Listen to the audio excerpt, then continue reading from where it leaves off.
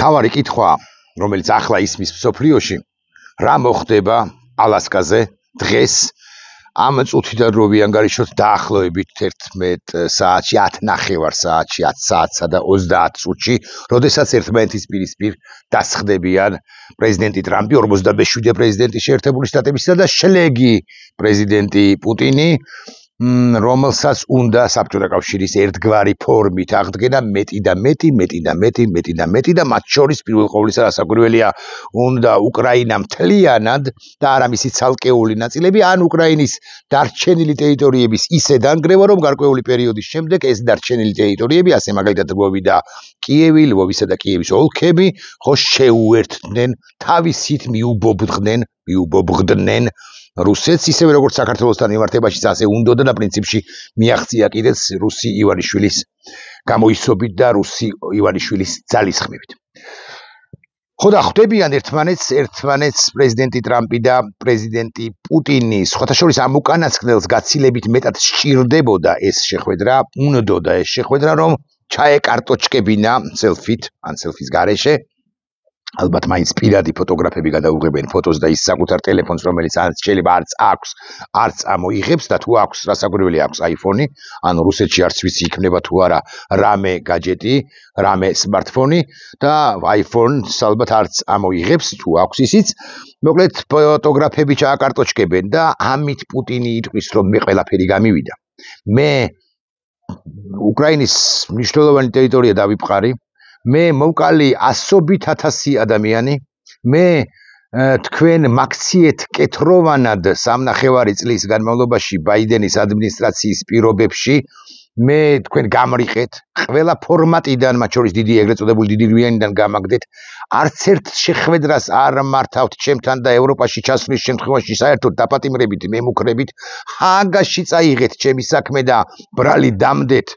იმაში რაშიც მე ბრალ დასადები სულაც არ ვიყავი, მაგრამ გამოხდა ხანი მე განვაგრძე მკვლელობები და ახლა უკვე თვით ძლევამოსილი სახელმწიფოს ძლევამოსილი პრეზიდენტი ტრამპი მე მხვდება ტრაპთან, ეს ძალიან მნიშვნელოვანი ამბავია, ტრაპთან დახვდება პრეზიდენტი ტრამპი პრეზიდენტ პუტინს, შლეგ ლიდერს და მე უკვე მართავს ჩემთან ორმხრივ შეთანხმებას, შეთანხმებას არა მოლაპარაკებას და სულ რომ უშედეგოდ დასრულდეს, მე უკვე გამარჯვებული ვარ, რამდენადაც მე ჩემი დეიზოლაცია ჩემს დეიზოლაციას მივაღწინა წილობრივ მაინც. გაიმართება თუ არა მეორე შეხვედრა, მათ შორის მე გულახდილად გეტყვით არ ვიცი, თუმცა პრეზიდენტი ტრამპი იქადნება, რომ თუ გაიმართება შეხვედრა, ვოლოდიმერი, ანუ ზელენსკი და ვლადიმერი ჩემთან ერთად შეხვდებიან, ალბათ ერთმანეთს მერე ისინი ერთ ოთახში ჩაიკეტებიან, ჩავკეტავ მათ ერთ ოთახში, ვიდრე არ მოილაპარაკებენ, მთლად ესე არ უთქვამს, მაგრამ დაახლოებით ამაზეა მინიშნება. პრეზიდენტმა ზელენსკიმ თქვა,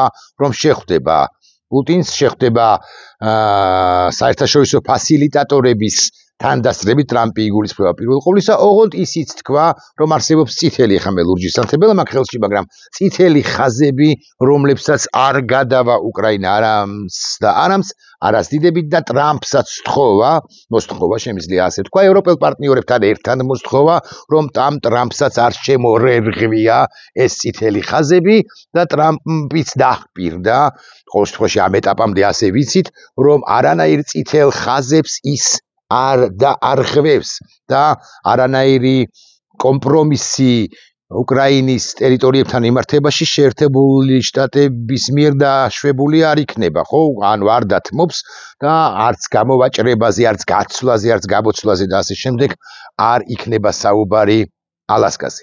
მაგრამ ტრამპი მეორე მხრივ ძალიან მოწადინებულია, თავადაც მოწადინებულია და ავხსნათ რატომაც ერთ-ერთი მიზეზი დავასახელოთ, რომ შეხვდეს პრეზიდენტ პუტინს და ეს შეხვედრა კი გაიმართება კიდეც და ჩახედოს მას თვალებში, ისე როგორც ბევრ წინამორბედ პრეზიდენტსაც ცდომებია ჩახედვა თვალებში ჩახედვა პრეზიდენტი პუტინისთვის, ბევრი მოხიბლულა კიდეც ამ თვალებით, იმიტომ რომ პუტინს აქვს ეს შეიძლება ქარიზმა მთლად ზუსტი სიტყვა არ არის, მაგრამ ეს თვისება, რომ მოხიბლოს, ვერბალურად მოხიბლოს, ესა თუ ის ლიდერი კოლექტიური დასავლეთისა და მათ შორის შეერთებული შტატებისა, მან ბუშიც კი მოხიბლა, ლამიც და ობამა ხომ მოხიბლა და გადახიბლა და უკვე შემდგომ დააღალატოს. აი ტრამპის მოხიბვლასაც ეცდება, თუმცა ტრამპი ამბობს, რომ მე ყველაზე რთული მოსალაპარაკებელი ვარო, ესეც ერთგვარი დაკადნება, გულახდილად გეტყვით, მე არ მგონია, რომ ტრამპი ყველაზე უფრო რთული მოსალაპარაკე, ყველაზე უფრო რთულად სალაპარაკო იყოს პრეზიდენტი პუტინისათვის, რომელმაც ამ ხნის განმავლობაში შესანიშნავად შეიცნო 7 ჯერ შეხვდა 2016-დან 20 წლამდე თუ არ ვცდები და ახლა არ შეხვედრია, მაგრამ შესანიშნავად იცნობს ტრამპის ეგოცენტრიკ ფსიქოტიპს პრეზიდენტი პუტინი და ამაზე ერთგვარად თამაშობს კიდეც და აქ მივადექით ერთ-ერთ მთავარ სათქმელს მას რა უნდა პრეზიდენტ ტრამპს გავიგეთ, რომ ჩაკარტოჩკება უნდა პრეზიდენტ პუტინს, სულ რომ ვერაფერს ვერ მიაღწიოს და უნდა დაიტოვოს მან ერთგვარი მომავალი შეხვედრებისთვის შექმნას მან ერთგვარი საფუძველი პლაცდარმი, გაგაწელოს პროცესი, ტრამპს უთხრას რომ ეხლა არა, მაგრამ მომავალში მოვილაპარაკებთ და ასე შემდეგ და სულ მუდმივად იყოს აი ესე ზედაპირზე ტივტივებდეს კი არა იყოს პროცესში, მაგრამ რა უნდა პრეზიდენტ ტრამპს და აქ ერთი უცნაურესი ვერსიაც არის მსოფლიო მედიის ყურადღების ცენტრში ტრამპს უნდა მრავალწერტილი დავსვათ ოდენ და მხოლოდ ნობელის პრემია. დიახ, ტრამპი უკვე ნომინირებულია ბევრი მსოფლიო ლიდერის, მათ შორის ფაშინიანის, ალიევის, ბიბი ნეთანიაჰუს, სხვების ერთი კონგრესმენი აიქ, სხვებიც არიან სხვადასხვა სახელმწიფოებიდან ნომინირებულია უკვე ოსლოს კომიტეტზე, რომ მიმდინარე წლის 10 დეკემბერს მას საზეიმოდ გადასცენ ნობელის პრემია მშვიდობის დარგში და ამით ის გაეჯიბროს უკვე ხსენებულ ბარაკ ობამას, რომელიც ფლობს ამ ნობელის პრემიას. ტრამპს უნდა რომ უთხრას მსოფლიოს და ობამასაც რომ ის არათუ ნაკლებად, არამედ მეტად იმსახურებს ნობელის პრემიას, იმიტომ რომ ძალისხმევა არა დაიშურა და მიაღწია ამა თუ იმ კონფლიქტის დარეგულირებას, ინდოეთი-პაკისტანი, იქ სხვა კონფლიქტები, ახლო აღმოსავლეთში მიმდინარე პროცესები და ირანის საკითხის დასრულება აღმოფხვრა, მათ შორის ფორდოსი და ბირთვული პროგრამისა და რასაკვირველია კავკასიის კონფლიქტი აზერბაიჯანსა და სომხეთს შორის და იქ საერთოდაც მისი სახელი ეწოდა იმ დერეფანს, რომელიც დამაკავშირებელი არის სომხეთისა აზერბაიჯანის ნახიჩევანის ოლქთან და უკვე შემდგომ ისი თქვენ რომ ეს დერეფანს, რომელსაც შეცდომით უწოდებთ ხოლმე ჩვენ აზერბაიჯანური ტოპონიმიკის თანახმად ზანგეზურის დერეფანს, იმიტომ რომ ლაჩინის დერეფანი ქვია მაშინ სომხური ტოპონიმიკით, მაგრამ არ ვისაუბროთ ეხლა ამ ორი ქვეყნის ტოპონიმიკაზე, ამ ორი ენის მიხედვით აზერბაიჯანულად თუ სომხურად რა ქვია, ვილაპარაკოთ იმაზე, რომ მას უკვე ქვია ტრიპ, ანუ ტრამპის გზა მშვიდობისა და კეთილდღეობისათვის, ხო, ასეა თუ არ ვცდები, ახლა აღარ ჩამახეროთ, მნიშვნელობა არ აქვს ამას. მოკლედ აბრევიატურა არის ტრიპი. და ტრამპს უნდა მშვიდობის დარგში ნობელის პრემია და აი პუტინი გაუგორებს თუ არა, არ გამორიცხოთ სხვადასხვა და ესეც გაჩნდა ამა თუ იმ მედია საშუალებაში დასავლისა, ტრამპის კი არა სხვების მსგავსად, პუტინმაც თქვას შემდეგი წინააღმდება, ტრამპ заслуживает Нобелевскую премию по вопросам мира, ხო, მშვიდობის დარგში ნობელის პრემიას იმსახურებს ტრამპიო და ამით მისი ეგო როგორღაც მისვლის დასაკვირველია თავადაც მოფხანოს, ამით აღფრთოვანდება ტრამპი და დაემართება ის, თუ ვინმე მარიცის დაემართებოდა ჯიმი ჰენდრიქს, როდესაც გიტარაზე უკრავდა, ჩათვალეთ რომ სიგიჟე ვთქვი, მოკლედ ის დაემართება, რაც ემართებოდა ჯიმი ჰენდრიქს გიტარაზე დაკვრის წას მედიატორით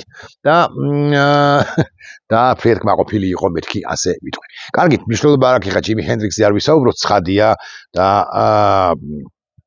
ეს არ არის მნიშვნელოვანი, მოკლედ ტრამპი იქნება ეგომოფხანილი კაცი. მაგრამ ახლა მე დავსვამ იქნებ ერთ-ერთ ნამდვილად ერთ-ერთ მთავარ კითხვას, რა ხდება იმ შემთხვევაში თუ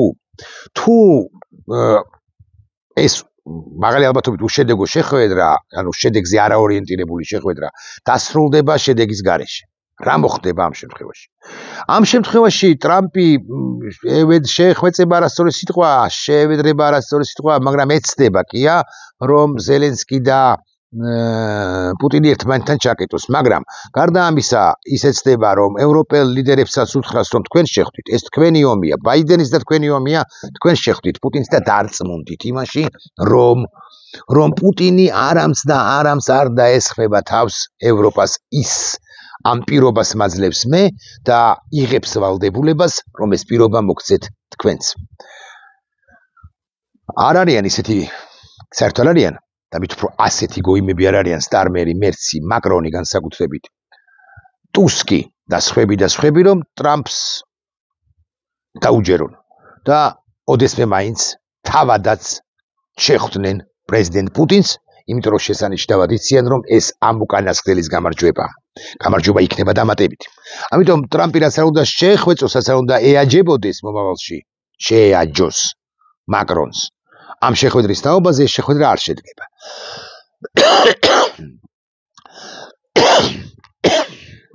სხვა რამე ვთქვათ. წარმოვიდგინოთ, რომ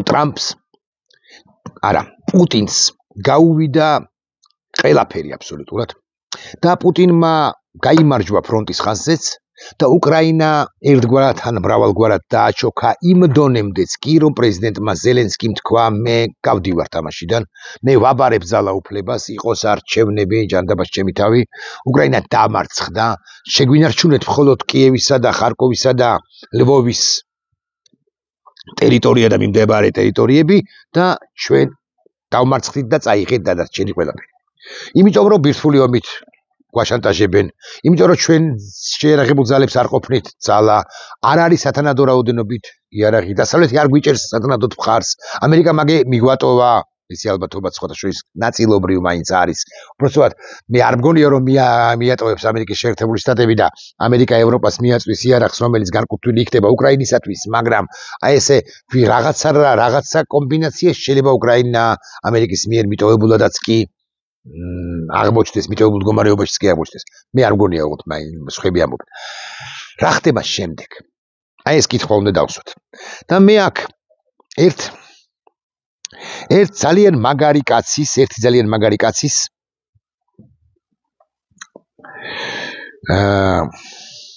კომენტარს ჩაგიკითხავთ. ამ კაცს და რო არ შემეშალოს მხოლოდ და მხოლოდ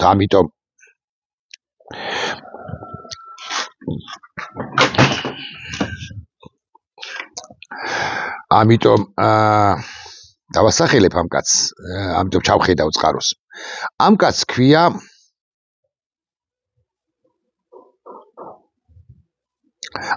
ქვია ჟორინი, მაქსიმ ჟორინი. ის არის უკრაინის შეერაღებული ძალების აზოვის მესამე ცალკეული მოიერიში ბრიგადის მეთაურის მოადგილე, რომელიც ამბობს, სახელმწიფომ ხალხთან ერთად უნდა ილაპარაკოს როგორც ზრდასრულებთან. ჩვენ ვიბრძოლებთ რუსეთთან ზუსტად იმდენ ხანს, რამდენ ხანსაც ის იარსებებს. ანუ რა მინდა ვთქვა?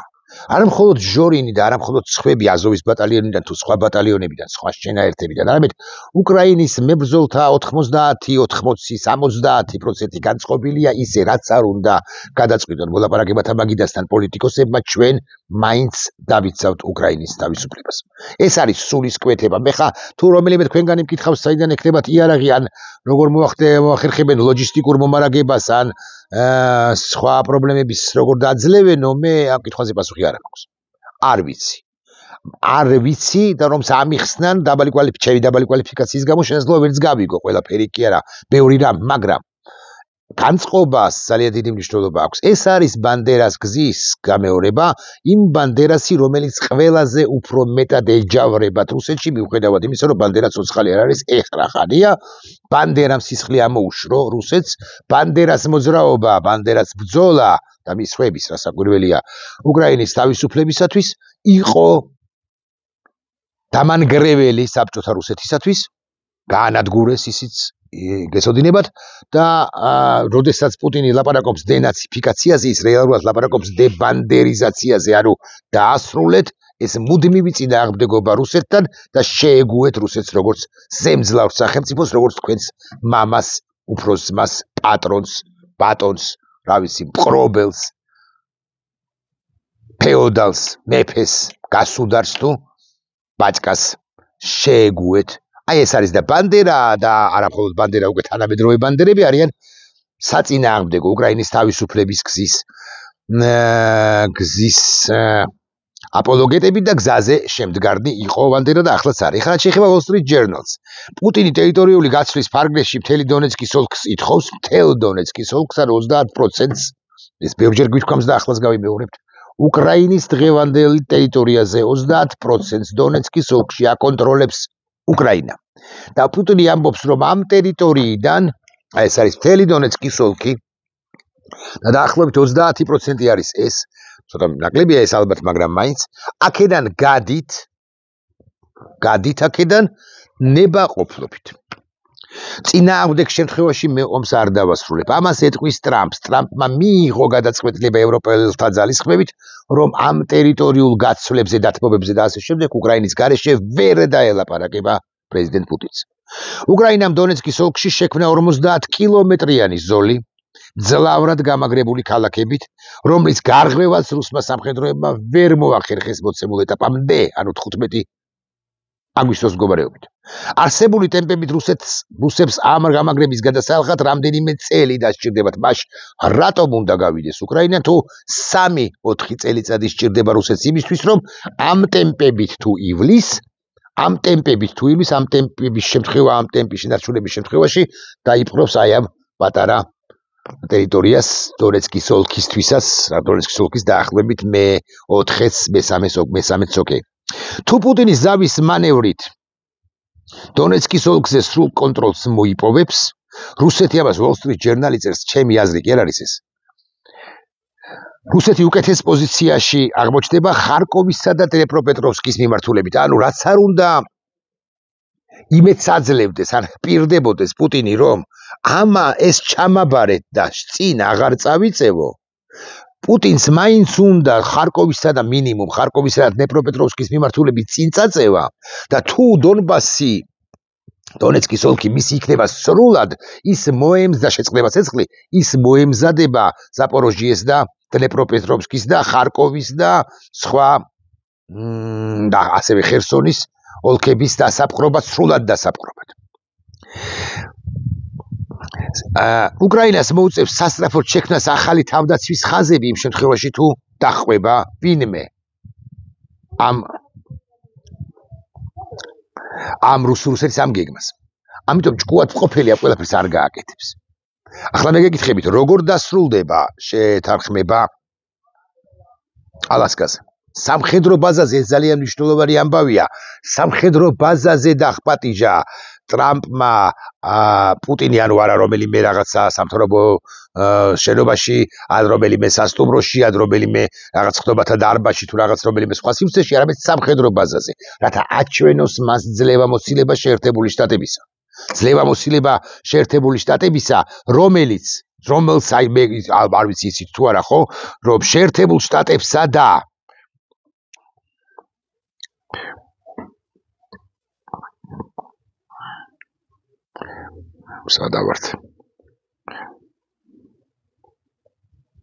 შეერთებულ შტატებსა და მინდა რომ გამოჩნდეს უბრალოდ, თორე აი არ ვიცი რამდენად ჩანს. რუსეთ არ ჩანს ალბათ, ხო? რუსეთს შორის ანუ ალასკიდან ვიდრე უელენ არის ესეთი ხო, რუსეთის ტერიტორიაზე.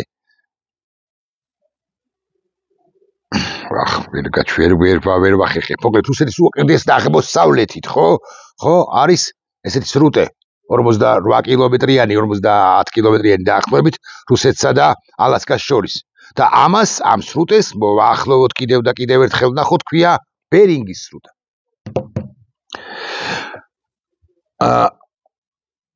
და ალასკაზე მდებარე სამხედრო ბაზის ძლევამოსილების ჩვენება უნდა ტრამპს და ეს რასაკვირველების შესაძლებელია, კარგი ამბავია. და ამიტომ დაპატიჟა სამხედრო ბაზაზე. ხო და რა მოხდება მეთქი ამ ალასკაზე? თუ ვინმეს გქონია ესეთი ვერსიაც გაისმა, რომ ტრამპი ბორკილებს დაადებს პუტინს, სისულელეა ხალხო. არც იოცნებოთ ამაზე, ვერ მოხდება ეს. ამასთან ამერიკის შეერთებული შტატები არ არის რომის სტატუტის გამზიარებელი წევრი და აქედან გამომდინარე სისხლის სამართლის დამნაშავედ ამერიკის შეერთებულ შტატებში პუტინის სამწუხაროდ სულაც არ ითვლება. ეს რო ხდებოდეს ჰოლანდიაში ეს შეხვედრა დაადებდნენ. სხვა საქმეა მე რა მოხდებოდა, მაგრამ დაადებდნენ. სხვა შორის ბევრმა სახელმწიფოებმა შორის სამხრეთ აფრიკამ შემოარღვია ეს ამბავი მიუხედავად იმისა, რომ ის სახელმწიფოები, სადაც შემოირღვა ეს ამბავი, სარგებლობენ, კი არა, აღიარებენ, ცნობენ ამ რომის სტატუტის წევრები არიან. ბენიამინ ნეთანიაჰუსთან მიმართებაში სხვა შორის იგივე პრობლემაა. მაგრამ ეხლა ამაზე არ გავავახვილებ ყურადღებას. ხო, ყურადღება გასამახვილებელია ის ამბავი, რა მოხდება, არც არაფერი არ მოხდება, ჩაკარტოჭკდება პუტინი და მეტი არაფერი. და ამით იქნება თვითკმაყოფილი. სამწუხაროა, რომ ტრამპმა ეს რეალობა შექმნა, მაგრამ არ იფიქროთ, რომ უკრაინა დანებდება. არც წაგცდეთ ეს, არც გეგონოთ ეს. სულ რომ კაპიტულანტი აღმოჩნდეს, რასაც წარმოუდგენელია, მაგრამ მაინც პრეზიდენტი ვოლოდიმირ ზელენსკი მიზეზთა გამო დაადეს იარაღი და დააშანტაჟეს.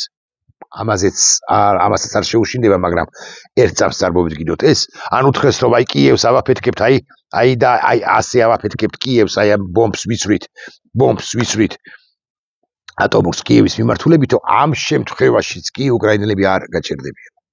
და ისინი გვაძლევენ მაგალითს, როგორ უნდა ვიომოთ ჩვენ იმპერიების, კი არა იმპერიის წინააღმდეგ. აქ მე ჩვენ შემთხვევაში პატარა სახელმწიფო ვარ და პირდაპირ ომს არ გულისხმობ, მაგრამ როგორი შემართებით თვალსაჩინო მაგალითს გვაძლევენ ისინი და ეს არის ძალიან მნიშვნელოვანი.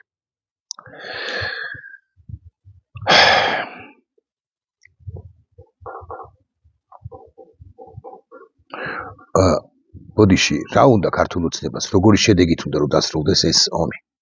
ეს ომი კი არა, ეს მოლაპარაკება. არ ვიცი. შოვია. აყვამდეს.